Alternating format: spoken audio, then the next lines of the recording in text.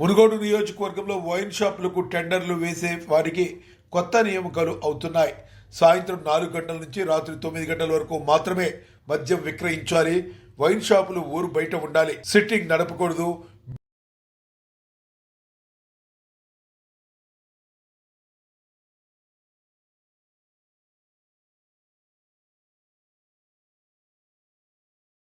చుట్టుపక్కల ప్రాంతంలో అందరికీ ప్రాబ్లమ్స్ అవుతున్నాయి. అక్కడ పర్మిట్ రూమ్ అనేది ఉండదు. మా మున్గోడులో మేము నడవలేమని చెప్పినాం. అలౌ చేయను. నేను ఎమ్మెల్యేగా ఉన్నంత వరకు ప్రజల ప్రాణాలు, ప్రజల ఆరోగ్యమే నాకు ఇంపడి తప్పితే ప్రజల జీవితాలతో ఆడుకునే ఎవరు ఏ పని చేసినా ఎట్టి పరిస్థితుల్లో ఒప్పుకునే ప్రసక్తే లేదు. ఊరు బయట ఉండాల్సిన వైన్ షాపు ఊరు సెంటర్లో ఉంటుంది. బెల్ షాప్లోకి అమ్మొద్దంటే మళ్ళీ దొంగసాటుగా బెల్ షాప్లో అమ్ముతుండ్రు. అది అమ్మొద్దో చెప్తున్నా.